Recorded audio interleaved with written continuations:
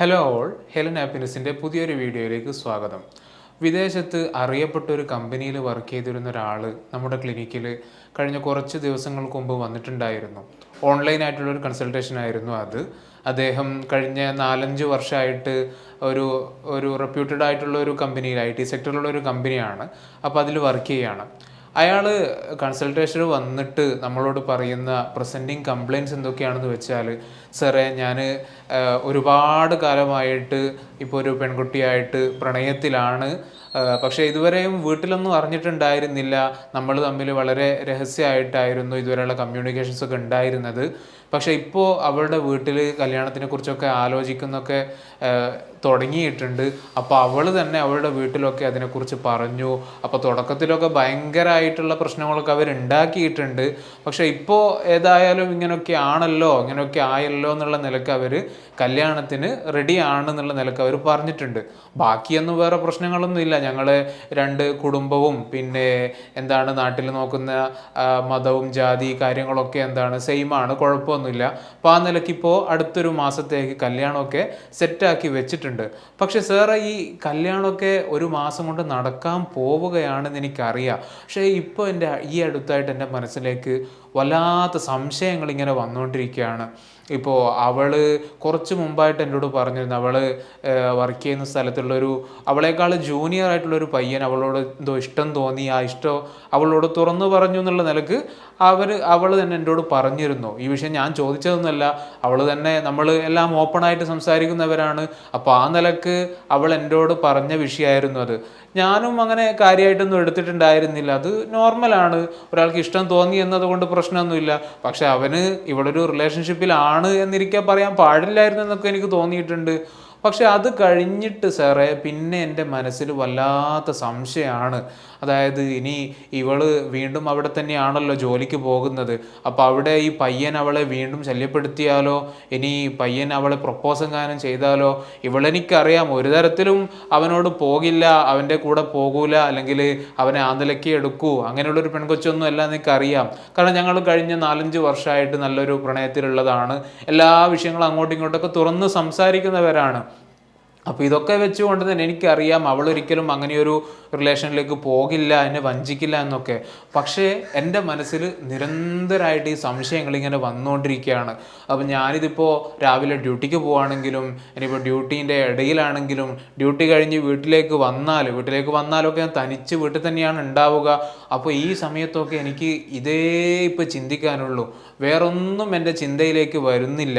ഇനി സ്ഥിരമായിട്ട് ഞാൻ അവൾ ഇപ്പോൾ അവൻ്റെ കൂടെ പോവുമോ, ഇപ്പോൾ കല്യാണമൊക്കെ ഉറപ്പിച്ച് കഴിഞ്ഞു, ഇനിയിപ്പോൾ അവൾ പോയാൽ ഞാനിനി എന്താ ചെയ്യുക, എനിക്കിനി വേറൊരു പെണ്ണ് കിട്ടുമോ, ഇനി അവൾ എന്നെ വഞ്ചിച്ചിട്ട് പോകുമോ, ഇതിങ്ങനെ വീണ്ടും വീണ്ടും റിപ്പീറ്റഡായിട്ട് ഞാൻ ചിന്തിക്കുകയാണ്. ആ സമയത്ത് എൻ്റെ മനസ്സ് വല്ലാതെ അസ്വസ്ഥമാകുകയാണ്. എനിക്ക് വേറൊന്നും ചെയ്യാൻ പറ്റുന്നില്ല.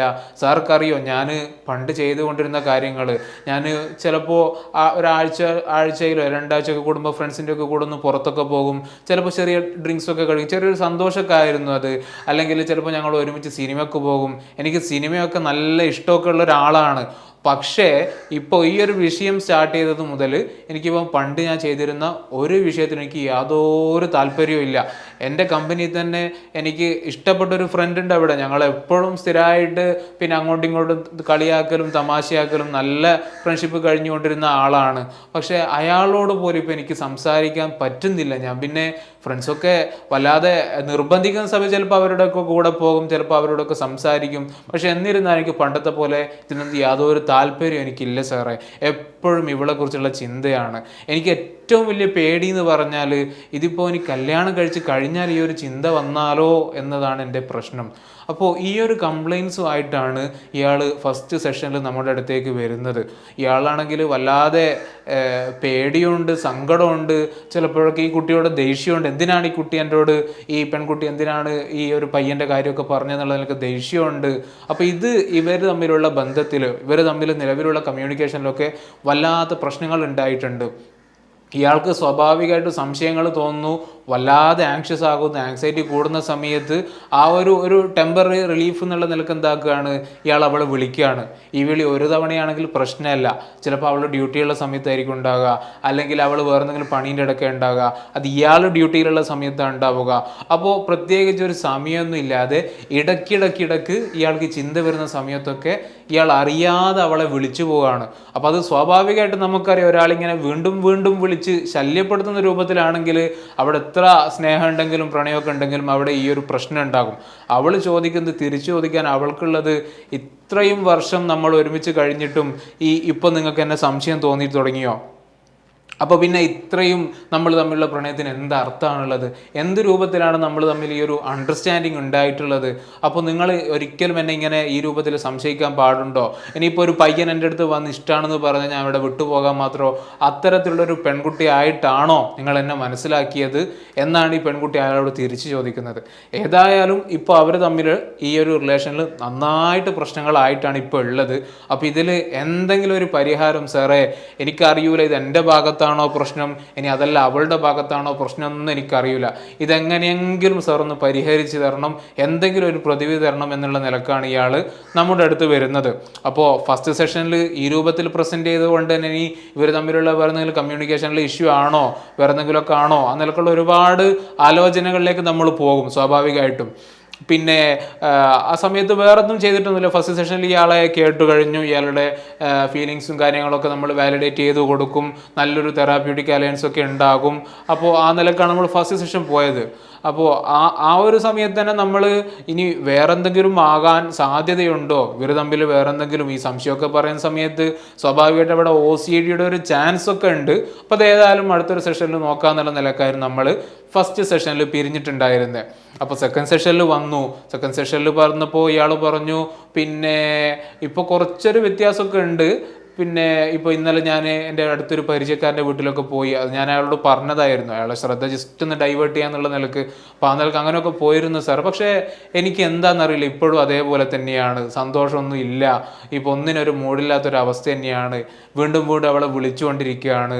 വിളിക്കുന്ന സമയത്തൊക്കെ അവൾക്ക് ദേഷ്യം വരുന്നുണ്ട്, എനിക്ക് സ്റ്റോപ്പ് ചെയ്യാൻ പറ്റുന്നില്ല സാറേ എന്ന് പറഞ്ഞു. അപ്പം ഞാൻ അയാളോട് വെറുതെ ഇങ്ങനെ ചോദിച്ചു നോക്കുകയാണ്, നമ്മൾ ആ നിലക്കാണല്ലോ ചോദിക്കുക, നിങ്ങൾ പിന്നെ കുളിക്കാനും പിന്നെ അതേപോലെ തന്നെ ബാത്റൂമിലൊക്കെ സമയം എടുക്കാറുണ്ടോ, അങ്ങനെയാണ് നിങ്ങളെ ഈ വൃത്തിയും കാര്യങ്ങളൊക്കെ വല്ലാതെ ഉണ്ടെന്നൊക്കെ ഫ്രണ്ട്സൊക്കെ പറയാറുണ്ടോ? അതെന്താ സാറേ അങ്ങനെ ചോദിച്ചത്? ഞാൻ ചോദിച്ചാൽ അല്ല, ഞാൻ ഈ ഒരു ഡയഗ്നോസിൻ്റെ ഭാഗമായിട്ട് ചോദിക്കുന്നതാണ് സാറേ, എനിക്ക് അങ്ങനെയുള്ള ഒരാളാണ് ഞാൻ. എൻ്റെ കൂട്ടുകാരവരൊക്കെ പറയും ഇയാൾ ഭയങ്കര നീറ്റായിട്ട് നടക്കുന്ന ഒരാളാണെന്നൊക്കെ പറഞ്ഞിട്ട് പണ്ട് മുതലേ എൻ്റെ ഫ്രണ്ട്സൊക്കെ പറയാറുണ്ട്. എൻ്റെ കുടുംബത്തിൽ നിന്ന് തന്നെ അമ്മയൊക്കെ പറയാറുണ്ട്, അച്ചാച്ചൻ്റെ അതേ സ്വഭാവമാണ് നിനക്കും കിട്ടിയെന്നുള്ളത്. ചിലപ്പോൾ വായിൽ വെള്ളമാക്കിയിട്ടൊക്കെ പ്രത്യേക ശൈലിയിൽ ശബ്ദമൊക്കെ ഉണ്ടാക്കിയിട്ട് അത് കൊപ്പിളിക്കണം. അപ്പോൾ അവർ പറയും അച്ചാച്ചൻ ഇതേപോലെയായിരുന്നു എന്ന്. അപ്പോൾ ആ നിലക്ക് എനിക്ക് അങ്ങനെയൊക്കെ ഉണ്ട് സാർ. ഞാൻ പാത്രങ്ങളൊക്കെ കഴുകുന്ന സമയത്ത് ഞാൻ ശ്രദ്ധിക്കാറുണ്ട്, ചിലപ്പോൾ ഒരു തവണ 2 തവണ കഴുകാൻ എനിക്ക് മതിയാവില്ല. കാരണം അവിടെയൊക്കെ സോപ്പ് ഉണ്ടാവുമല്ലോ, അവിടെയൊക്കെ സോപ്പിൻ്റെ ഇതൊക്കെ പറ്റി പിടിച്ചിട്ടുണ്ടാവും. അപ്പോൾ ചിലപ്പോൾ ഞാനൊരു 10 തവണയൊക്കെ എടുക്കും. ഇപ്പം എൻ്റെ റൂമിലുള്ളവരുടെ കാര്യങ്ങൾ എനിക്ക് ചിലപ്പോൾ ഇത് പറ്റിക്കൊള്ളില്ല, അവർ ഒരു തവണ കഴുകിയ പിന്നെ പാത്രം കൊണ്ടായിരിക്കും ഭക്ഷണം കഴിക്കുക. അപ്പോൾ ഞാൻ ചോദിച്ചു വേറെന്തെങ്കിലുമൊക്കെ വസ്ത്രങ്ങളൊക്കെ എങ്ങനെയാണ് നിങ്ങൾ തന്നെയാണ് അലക്കുക? ഞാൻ തന്നെയാണ് അലക്കുക. പിന്നെ അവിടെ വാഷിംഗ് മെഷീനും കാര്യങ്ങളൊക്കെ ഉണ്ട്, അപ്പോൾ അല്ലെങ്കിൽ മെയ്ഡ് വരുന്നുണ്ട്, അപ്പോൾ അവരുടെ അടുത്ത് മറ്റുള്ള ഡ്രസ്സൊക്കെ കൊടുക്കും. പക്ഷേ ഇന്നറൊക്കെ ഞാൻ തന്നെയാണ് അലക്കുക. പക്ഷെ ഇന്നർ അലക്കുന്നിടത്ത് ഇതേപോലെ തന്നെ എനിക്ക് 1 തവണ 2 തവണയൊന്നും അലക്കിയാൽ പോരാ, അലക്കലൊരു തവണയാണ്, അത് വാഷ് ചെയ്യുക. കാരണം അതിലൊക്കെ സോപ്പ് ഉണ്ടാവില്ല സാർ. അപ്പോൾ ഈ സോപ്പ് 2 തവണ 3 തവണ കഴുകിയാലൊന്നും പോകില്ല. എനിക്ക് ഏറ്റവും കുറഞ്ഞത് ഒരു 10 തവണ കഴുകിയാൽ മാത്രമേ ആ സോപ്പ് പോയി എന്നുള്ള ഒരു ഫീലിംഗ് എനിക്ക് ഉണ്ടാകും. അപ്പോൾ ഇത് പറഞ്ഞതോടുകൂടി തന്നെ എനിക്ക് ഏകദേശ കാര്യങ്ങളൊക്കെ പിടുത്തം കിട്ടി. നമ്മൾ പിന്നീട് വൈബോക്സ് എടുത്ത് OCD ചെക്ക് ലിസ്റ്റ് കംപ്ലീറ്റ് ആയിട്ട് നമ്മൾ ചെയ്യുകയുണ്ടായി. അപ്പോൾ നോക്കുന്ന സമയത്ത് ഇയാൾക്ക് ഒട്ടുമിക്ക ഒബ്സഷൻസും അതേപോലെ തന്നെ കമ്പൽഷൻസും ഉള്ള ഒരാളായിരുന്നു. ഹോർഡിങ് കമ്പൽഷൻസൊക്കെ നന്നായിട്ടുണ്ട്. ഇയാൾ പറയുന്നത് ഓഫീസിലാകട്ടെ ഇയാളുടെ റൂമിലാകട്ടെ പഴയ ഒരു സാധനം എനിക്ക് ചാടാൻ തോന്നില്ല. കാരണം എന്താണ്, അത് ഉപകാരം ഉണ്ടാവില്ല, എന്തെങ്കിലും ഒരു ഉപകാരം ഉണ്ടാവൂലേ, വേറൊരാൾക്ക് ഉപകാരപ്പെട്ടാലോ. അപ്പോൾ ആ നിലക്ക് ഞാനൊന്നും കളയൂല.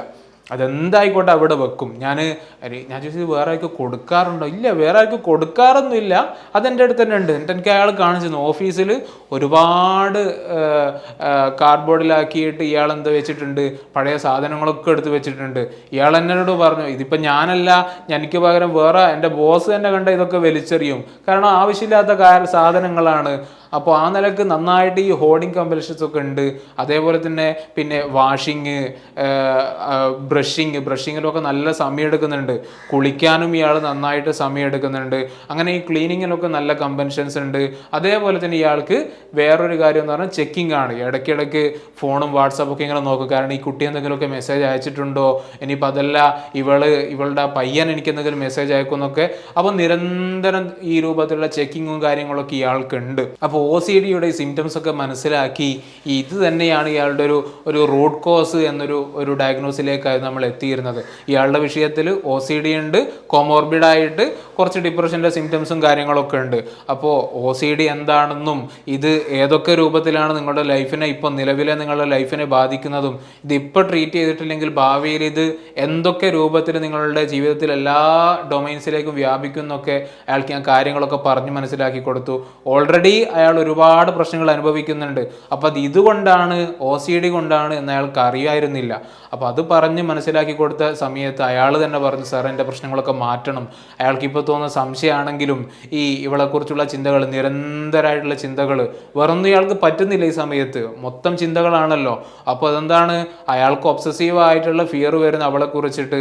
അപ്പോൾ അതിനെന്തെങ്കിലും ഇയാൾ എന്താകും, ജസ്റ്റ് ഒരു കമ്പൽസീവായിട്ട് ചിലപ്പോൾ ഇയാൾ ഫോൺ വിളിക്കുകയാണ്. അപ്പോൾ ഫോൺ വിളിക്കുന്ന സമയത്ത് എന്താണ്, അവൾക്ക് ദേഷ്യം പിടിക്കുന്നു. പക്ഷെ എന്നാൽ ഇയാൾക്ക് ആ ഒരു താൽക്കാലികമായിട്ടുള്ളൊരു റിലീഫ് കിട്ടുന്നുണ്ട്. അപ്പോൾ അത് വീണ്ടും ആ ഒരു ബിഹേവിയർ ഇങ്ങനെ സ്ട്രെങ്തൻഡ് ആയിട്ട് ഇയാൾ വീണ്ടും ഫോൺ വിളിക്കുന്നു, ആങ്സൈറ്റി വരുന്നു, ഫോൺ വിളിക്കുന്നു.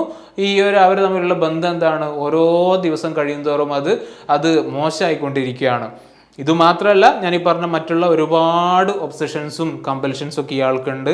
അപ്പോൾ ആ കമ്പൽഷൻസൊക്കെ എങ്ങനെ മാനേജ് ചെയ്യണം, ഒബ്സഷൻസ് എങ്ങനെ മാനേജ് ചെയ്യണം എന്നുള്ള കാര്യങ്ങളൊക്കെ ഇയാൾക്ക് പറഞ്ഞു കൊടുത്തു. അപ്പോൾ അയാൾ സെക്കൻഡ് സെഷനിലാണ് ഈ കാര്യങ്ങളൊക്കെ നടന്നത്. അപ്പോൾ തേർഡ് സെഷൻ, ഫോർത്ത് ആകുമ്പോഴേക്ക് തന്നെ ഇയാളുടെ ഈ ഒരു കമ്പൽസീവ് ബിഹേവിയറൊക്കെ കംപ്ലീറ്റ് ആയിട്ട് കുറഞ്ഞിട്ടുണ്ട്. അതേപോലെ ഒബ്സഷൻസ് ഒക്കെ മാനേജ് ചെയ്യാൻ പറ്റുന്ന ഒരു രൂപത്തിലേക്ക് ഇയാൾക്കൊരു ഇൻസൈറ്റഡ് ആയിട്ടുള്ള നല്ലൊരു ഉൾക്കാഴ്ചയൊക്കെ വന്നിട്ടുള്ള ഒരു വ്യക്തിയായിട്ട് ഇയാൾ മാറി എന്നുള്ളതാണ്. പിന്നീട് അത് സ്വാഭാവികമായിട്ടും പിന്നീട് ഇയാൾക്ക് ഈ ഒരു നിരന്തരം വരുന്ന ഒബ്സഷൻസ് ഒക്കെ മാറിക്കഴിഞ്ഞാൽ പിന്നെ വൈഫിനെ കുറിച്ച് ഇങ്ങനെ ആലോചിക്കാൻ കഴിയില്ല. കാരണം വേറെ രാജ്യത്താണ് ഇയാളുള്ളത്, വേറെ വർക്കിംഗ് സ്ഥലത്താണ്. അപ്പോൾ സ്വാഭാവികമായിട്ട് അവിടെയുള്ള കാര്യങ്ങളൊക്കെ ഇയാൾക്ക് ചെയ്യേണ്ടതായിട്ട് വരും. അപ്പോൾ അതൊക്കെ ചെയ്യുന്ന സമയത്ത് ഇവളെക്കുറിച്ചുള്ള ചിന്തകളൊക്കെ പതിയെ കുറഞ്ഞു തുടങ്ങി. അപ്പം പിന്നെ എപ്പോഴെങ്കിലും സമയം കിട്ടുമ്പോഴാണ് ഇയാൾ വിളിക്കുന്നത്. അപ്പോൾ അവൾക്കും തോന്നി തുടങ്ങി, എന്തോ മാറ്റം ഉണ്ടല്ലോ, ഇപ്പോൾ പഴയതുപോലെ സംശയങ്ങളും കാര്യങ്ങളൊന്നും ഇല്ലല്ലോ. സംശയങ്ങൾ ഉണ്ടാകുന്നത് എന്തുകൊണ്ടാണ്, നിരന്തരം ഇവളെക്കുറിച്ചുള്ള പ്രീ ഓക്യുപ്പൈഡ് തോട്ട്സാണ് ഇയാളിങ്ങനെ വെച്ച് പറയുന്നത്, അവളെന്താകും ഇവളെന്താകും എന്നുള്ള നിലക്ക്. അപ്പോൾ അതൊക്കെ മാറിയ സമയത്ത് തന്നെ ഇവർ തമ്മിലുള്ളൊരു നല്ലൊരു റിലേഷൻഷിപ്പിലേക്ക് അവർ പോയി എന്നുള്ളതാണ് നമുക്ക് മനസ്സിലാക്കാൻ പറ്റിയത്. ഏതായാലും അവരുടെ കല്യാണമൊക്കെ ഈ അടുത്തായിട്ട് നടക്കാൻ പോവുകയാണ്. അവർക്ക് നല്ലൊരു ഭാവി ജീവിതം കൂടി അവർക്ക് ഉണ്ടാകട്ടെ എന്ന് പറയുന്നു. നമ്മുടെ ഈ വീഡിയോ കാണുന്ന പലർക്കും ഇത്തരത്തിൽ OCDയുമായി ബന്ധപ്പെട്ട പല രൂപത്തിലുള്ള പ്രശ്നങ്ങൾ പലർക്കും ഉണ്ടായേക്കാം. അപ്പോൾ അത്തരത്തിൽ ആരെങ്കിലും പ്രയാസങ്ങൾ അനുഭവിക്കുന്നവർക്ക് ഒരു സഹായകമാകും ഈ ഒരു വീഡിയോ എന്ന ഒരു വിശ്വാസം നമുക്കുണ്ട്. അപ്പോൾ ഏതായാലും നല്ലൊരു ടോപ്പിക്കുമായിട്ട് അടുത്തൊരു വീഡിയോയിൽ നമുക്ക് കാണാം. താങ്ക്